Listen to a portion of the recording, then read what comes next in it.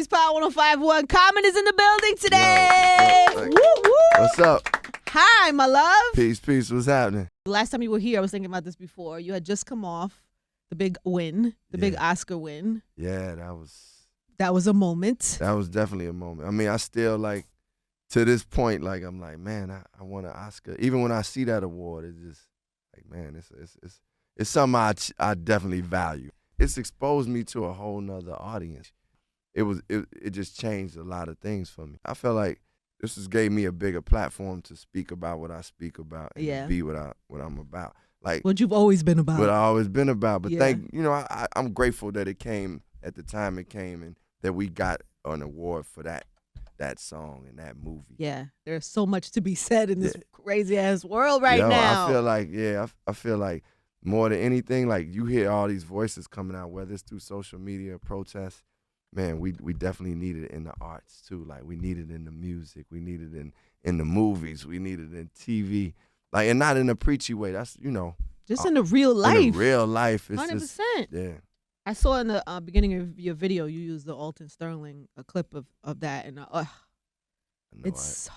hadn't seen it. I hadn't watched it since it was every day on the news. Yeah. So it and then by the way, so many things have happened since then. Yeah. I had to even remind myself like which time in the order of when what happened. Yeah. And so seeing that in the video again, it just brought it all back up. It was very emotional to see. The director, his name is Arthur Jaffa, who created that visual piece for us. I honestly hadn't even watched the whole Alton Sterling video until we decided to use it. But we knew that would have to set the tone for what you were about to see after, and that's really just black people expressing the emotion that not only that brings, but just all the struggle and the oppression and the fight and us overcoming it. So, like you said, that stuff been happening so much now. Like, I feel like more than anything, like I want to pay respects to people who lost their lives, their families, and I want to like also like pay respects to their lives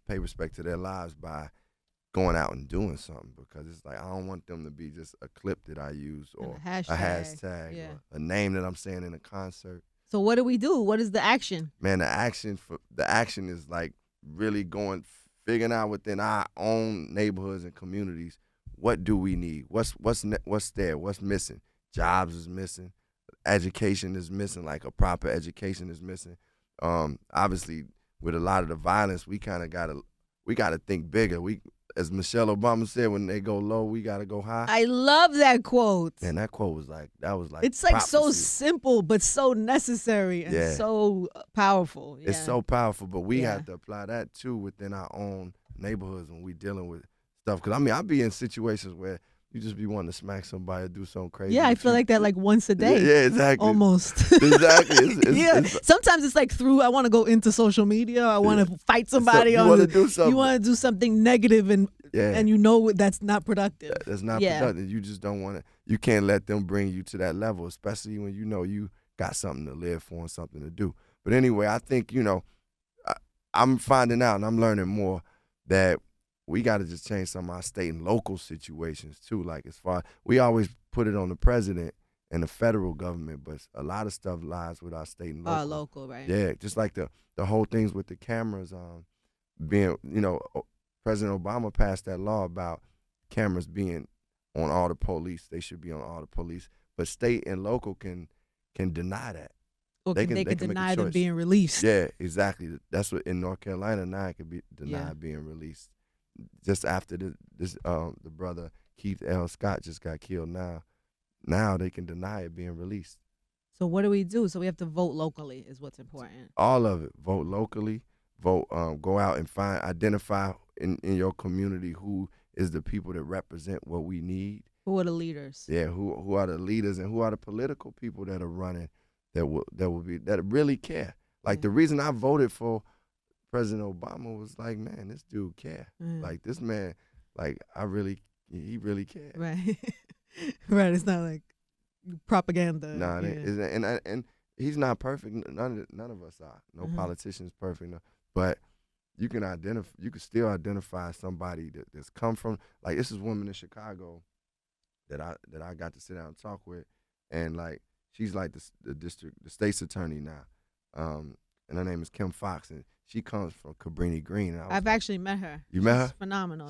She's dope. Yeah. Man. So like, it took me to be like, cause I still vote in Chicago, so it took me to identify, okay, this person is somebody I need to support. This person, you got to find out some of those things. What is she doing? Just for people that haven't met her, she's a district, so she's the person that can help change. Like when somebody gets arrested for something, a small crime, and they get sentenced for a lot of years, which is what the whole theme of mass incarceration, all that. But when that happens, like she can start changing those laws. She can work towards changing those laws where young people ain't just going to jail for stealing or fighting for like over a little bit of weed or something exactly. stupid, like right? yeah.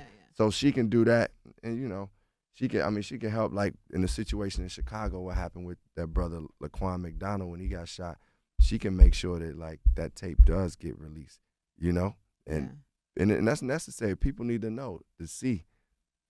Does it ever depress you? Because I find it like it makes me sad. Like I have to like snap out of it, find things that make me feel encouraged and hopeful. And yeah, I definitely get sad for sure. That's why like I said, I don't watch the tapes and just look at them. Like I try not to even watch the actual moments. Death. Yeah, right. But I'm a hopeful person. I believe in God. I believe in the faith, and I believe in that people really do care. It's people of all nationalities, black, brown, white, Asian, Native Americans, that really care about like us and care about each other. And I think, if we just focus on those things, I'm a believer in focusing on keeping my eyes on the prize. Like, so I think I get hopeful when that happens. Well, that's good. We all got to be a little hopeful. Yeah, we got to keep some hope, man. We keep the hope alive. Yeah, for real. For the love of God. Yes. So the new single, you have Stevie Wonder on. Yeah. Just a small thing. Small feature. Yeah. Small cameo. Yes. Did you know Stevie pre-Oscar? Yeah, I knew. You did? Yeah, I knew Stevie pre-Oscar. Yeah, he actually, I met him at the Grammys one time, and he just gave me some love. Anytime Stevie Wonder says anything to you, like, that's one of the gods. Yeah, right yeah. there. You stop whatever you're doing. You repeat that to everybody. Stevie Wonder what did he said say this to me. He just like, man, I love your rhymes. You rhyme. Did he good. say the word rhymes? Yeah, it was rhymes. Yeah, he was like, I love your rhymes. Yeah. I feel like he's one of the most compassionate musicians and artists I ever met. Because it was times like even before, like right the day I reached out to him. No, the day I got him to do Black America again, he called me and was playing some music, playing this new instrument, and singing a song. And I was like, man, this dude really loves music. He's just working on it. And then I said, man, I want you to hear this song, and I want to see if you would be open to singing on it. So I just went to his studio, and man, we talked about what was going on in the music, and he started singing what he was singing. And I was like, man, I got Stevie Wonder. That's crazy. On a song, and for me, like I was a little kid, I had that record, Happy Birthday to You, the song he did about Dr. Martin Luther King that got Dr. Martin Luther King's day to be a national holiday. So for me to be on a song and have Stevie Wonder on the song, and it's like it's a song about activism. It's a song that fit these times. It just felt like a blessing. It is a blessing. I'm trying to think. Has he ever done a song with a rapper? I think he has. I can't remember who it was. Does anybody know in the room? Nobody. Nobody got a quick Google? Not that I can remember. Did he do something with Busta, maybe? I don't know. I thought he did something with Busta or Drake. Or Lauryn Hill or somebody. I don't know. Yeah. I definitely not Drake. There's no Drake Stevie Wonder song. I think so. You just made that up in your head. There's no way. I bet y'all check that on Google. I think that's the person. Stevie Wonder and Drake. Maybe Drake on a Stevie Wonder song. Maybe he sampled them and then they just said featuring Stevie. What was they singing about? What kind of song collaboration was Drake and Stevie Wonder? There's no way. I mean, you made that up in your head. Hey, Stevie singing about love too. Stevie is a ladies' man. Yeah. Stevie got many children. Stevie handles his business out here. And from what I hear from people who know him, he's very much like a charmer and a very like. Yeah, he got a real personality. I mean, obviously, but you just don't think about it because you think about, like, man, this is Stevie Wonder. Yeah, you hold him in such a high regard and such a But when you hear him joking, and we were like when we was in the studio the basketball game was on, and he just was asking who did what, like who just scored, da da da. And we was telling him, it was like, damn, this dude is. You forget people are real people. Yeah, no, he's regular, Yeah, right? right, exactly. He's just a genius. A genius and one of the greatest musicians this world ever has seen, noticed. Did you weren't you in Brooklyn yesterday? You were in Brooklyn yesterday. Yeah. You performed for the charter schools. Yeah, I did. How was that? A lot of kids, right? It was like 25,000 kids, and Sheesh. And I was expecting like, man, it's gonna be tough because it was kids, kids like 9 to 12. Blank stare at you. Yeah. I thought they was gonna be blank staring at me, looking away, doing something else. But they was really live, and I brought some kids up on stage and had them break dancing. So I kind of involved the right. The you got them involved. Yeah. So it was dope. It was. I mean, I'm not like a political dude when it comes to school. I just want good schools. So the charter schools, some of the things they were doing, from what I seen, is they raising the levels for some of the kids that come from poor neighborhoods. They are helping out on that level. But somebody hit me like, man, you can't support the charter schools. They're against the public. So I'm like, look, man. Yeah, there are people that are anti. Yeah. Charter. I mean, my thing is like, I just want to help. And, if I find out something is bogus, then I'll step away. Right. But if I see it helping, I'm going to support it. Mm-hmm. And I want the kids to get the best they can get. I think it's just a difference of opinion. Yeah. I mean, anybody who's trying to teach kids, it's like, this is not the worst thing anybody could be doing. Exactly. That's you know what I'm saying? It's not the worst. And I went to one. I think the argument is I don't fully understand the issue, by the way, either. Just the limited that I know is that they pulled the smart kids out the hood and put them in one school, and then so it's like segregating. Yeah, segregating and the kids and leaving the like, intelligent kids and leaving the other. I'm not sure what all the issues are, but there definitely are some people who feel some type of way. But but that don't mean you can't go perform for the children. Yeah, exactly. I got to do it for the kids. Like ODB says, for the kids. For the children. For the kids. Are you having a good time still? Yeah, I'm enjoying it. This been the most like passionate I've been about music in a long time. Really? Like, yeah.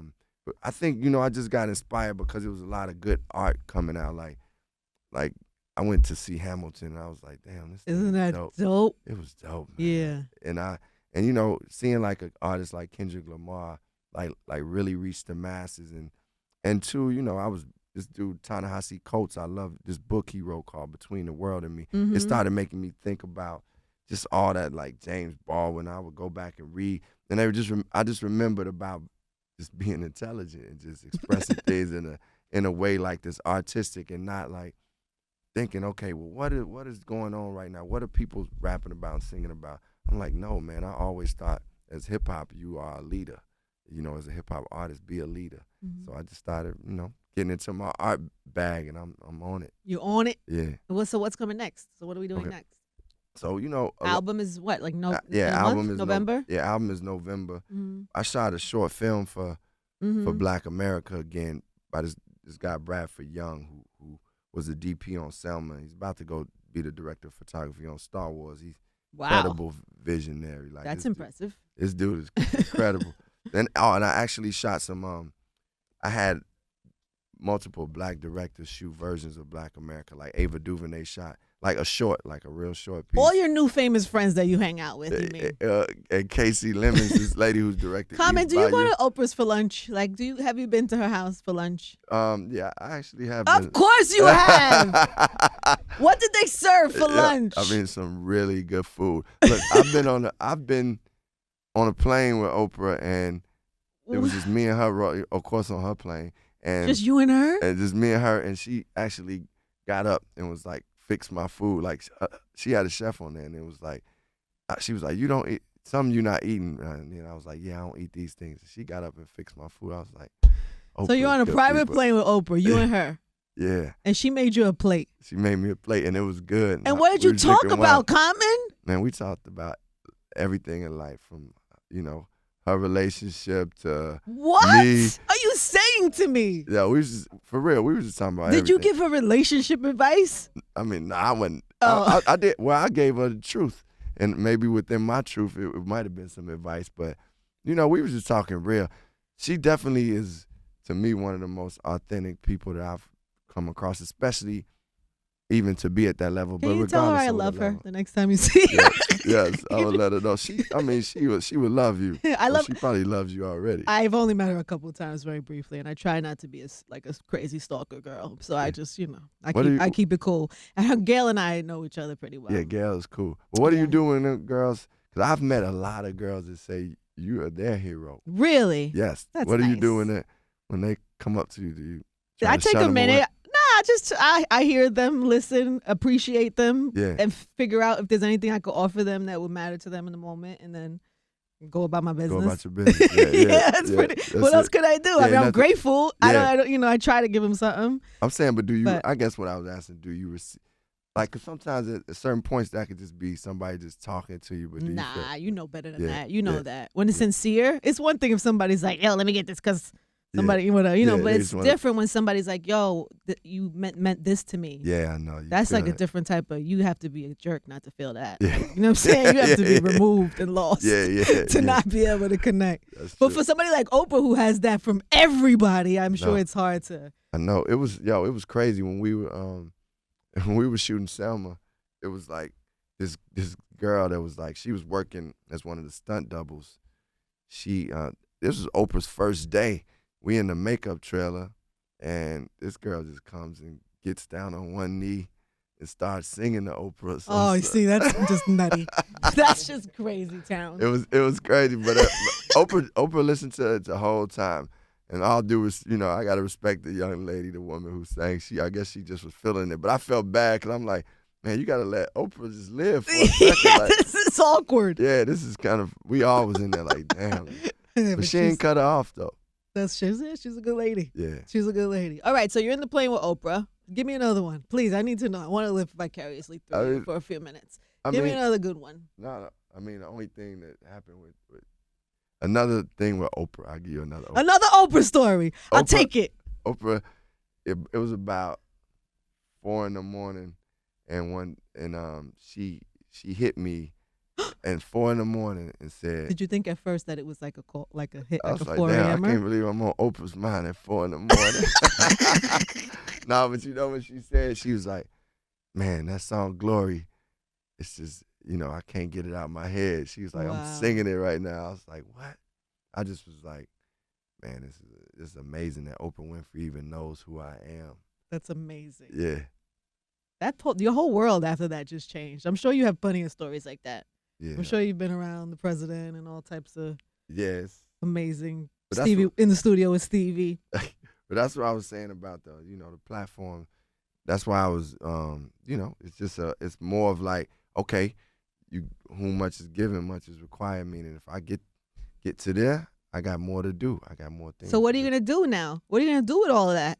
Man, I'm trying to change the world for the better, and I don't know everything. I'm learning. Like, that's why I get to build with people who are out there doing the work and work diligently every day. And then I think about how can I use what I got to contribute to that. And I go into communities, like, not even formally, sometimes just go talk to people and figure out, man, what y'all need? Like, what do we need? Like, listening. Yeah, listening. Listening is important to me. And you just had a festival. You had your second festival, right? 2 years in a row? Yeah. Well, yeah, we actually skipped a year because last year we had a couple of difficulties, but both festivals turned out incredible. The first year was Kanye, Lupe, and who else? Jay Electronica, De La, Jennifer Hudson. It was incredible. And then this year we had J. Cole, we had The Roots, we had the Internet. R. Kelly. R. Kelly came in. It's something about R. Kelly, boy. Let me tell you. It's like no matter how you feel, no matter what you think his issue, no matter what, it's something about his God-given talent that it makes you forget about when he's doing what he does. Yeah. It's such a magical, he's just so wildly talented and gifted. Angie. That it's like. Angie, that dude was on stage I thought exactly what you said. I said, man, this dude has a God-given talent. Mm-hmm. Like, the people was lit up like what? Like, I didn't even know he was coming out to perform. I knew he was coming. And then he was like, man, I'm gonna go ahead and, I think I saw him walk on stage and I was like, that's R. Kelly. Oh, we about to light this up. I mean, I ain't do nothing. I just sat there and was like the hype man. But But we about to kill it, yeah, though. we about to kill it. I took some credit for it. We killed it, then we, yeah. I was at Fat Joe had a birthday party on this boat like a couple weeks ago, and R. Kelly was there the whole time by himself in the corner. And then What? all of a sudden, out of nowhere, Natina was there. All of a sudden, out of nowhere, he comes from the upper deck of the boat, and the music starts, and he's stepping in the name of love, and we're all like, "What the hell is happening here?" You serious? I mean, then he did "Step in the Name of Love." He did he all the way to "I Believe I Could Fly." Now, mind you, we've been there 3 hours, so we're all pissy drunk. Yeah. Could you imagine being drunk on a boat for Fat Joe's birthday, and all of a sudden R. Kelly is doing "I Believe I Could Fly" under the stars?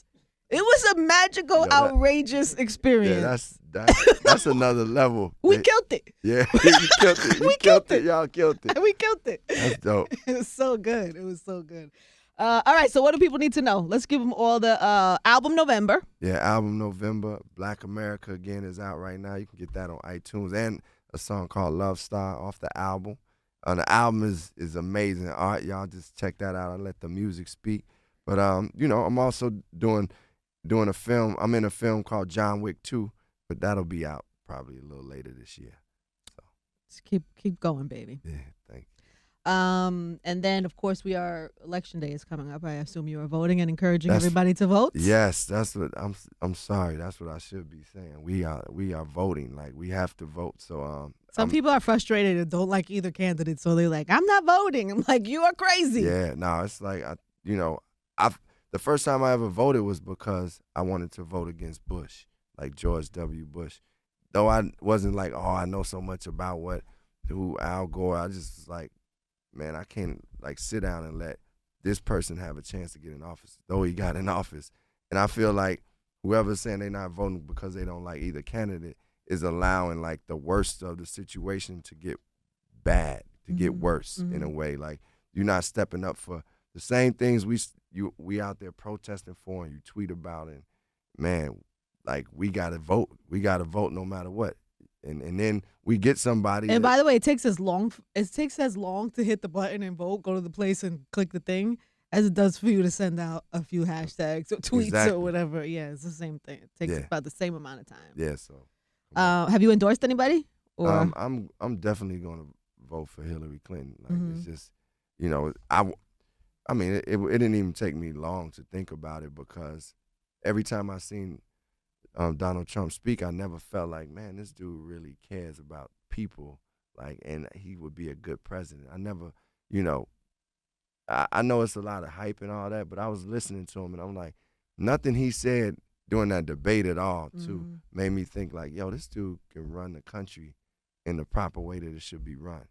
And mind you, I don't think any politician or any human being is perfect, but he just doesn't have what it takes to be a leader. Like, when you're a leader of a country, you can't be like snapping in every moment, like going off on people and doing that every moment. Like, you gotta have a certain type of composure. Yeah. And just like when it came to policies and stuff they were talking about, I was like, what did he say? He just said, "Make America great again." Law and order.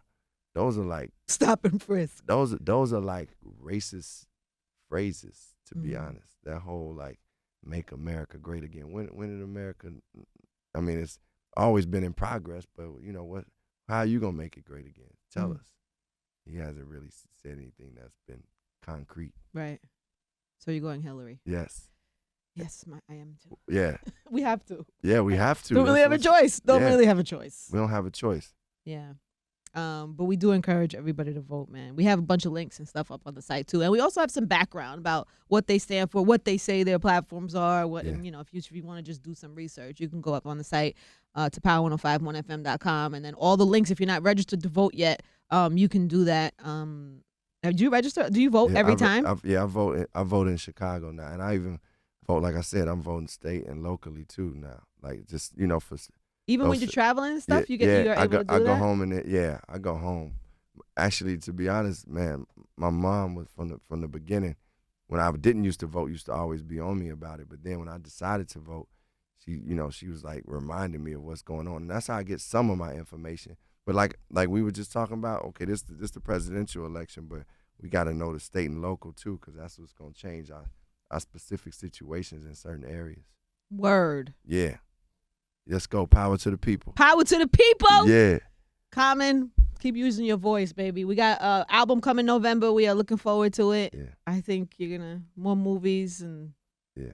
You make us proud all the time. Thank you. One time for Common, please. God bless. Love.